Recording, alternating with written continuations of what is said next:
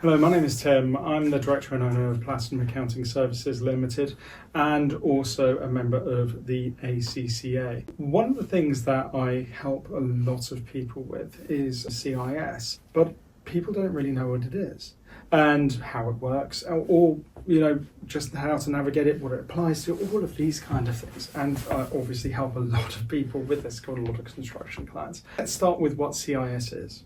CIS stands for Construction Industry Scheme, CIS.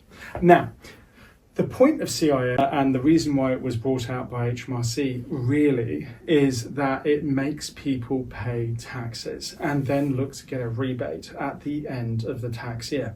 So CIS periods run in the same way as personal tax years.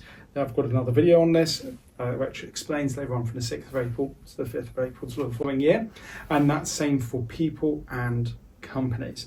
So regardless of your year end for your company, it's still exactly the same. It follows the personal tax year. If you're a sole trader, personal tax year, because obviously that's what you are.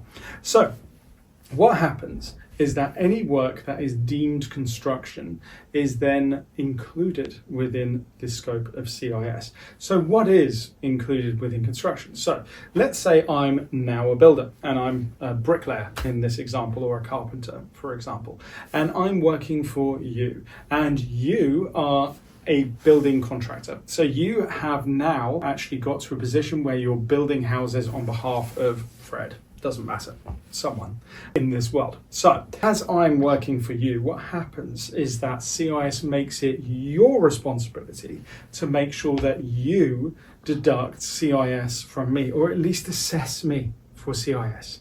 So how do you assess these people, and how does that work? Well, generally you'd get something called their UTR, which is corporation tax number, or a personal tax number as I like to call them, just because they're both called UTRs. Very confusing. And other details which you'd give to your accountant. They would then check this against HMRC to see what percentage of CIS they need to be taking from them. So then you would take that CIS from my money. Giving an example, it would be like, say for example, £1,000 that you're meant to be paying me for my labour costs, and you would take off, say for example, 20%, and you pay me £800, and you pay HMRC £200. Adds up to £1,000. It's exactly the same cost.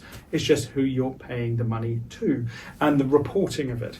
The reason why CIS works this way is because it makes it your responsibility to make sure that you are accounting for this, because if you don't do it, you're in the wrong and you get a penalty, which is also the point of CIS, because it makes the entire liability for not doing this right yours, not mine. I may not want to pay tax on my money, right? And this is what's historically happening in construction, is they've been terrible at paying their taxes. Just true. And what this does is it makes it your responsibility as a person paying me to make sure you have the right amounts taken. You can also have CIS taken off from the people above you, because you can be their subcontractor. So it could be both ways. You getting reduced money, me getting reduced money, but generally it nets off on your returns. It gets quite confusing, which I can obviously understand. But generally in CIS, there are 3 levels. So what is this 3-level business? So when, let's say you are now verifying me, and you've got my UTR and you've got my national insurance number, what would happen is when you've typed this into the HMRC systems to verify me, to verify how much you should take from me, it will be either 20%, 30%, or gross status, which is 0. So 0, 30, or 20%. But you'll only know that when you verified me. Until you verified me, you won't know. So verify me in this case, and then you would say, oh, okay, Tim is 20%. For example, which means you deduct 20% from my labour costs. Not material costs, but labour costs, definitely. A classic thing that people get wrong there is travel costs are also within CIS. They are not materials. So if you need any help on this, then please do make sure you speak to your accountant about it, or if your accountant isn't advising on this and you are lost, by all means give us a call, and I'm sure we would be able to help you navigate this from that side of things. But if you found this useful and informative, please do drop a like and follow more information just to make sure that you can get more of these videos as they come through.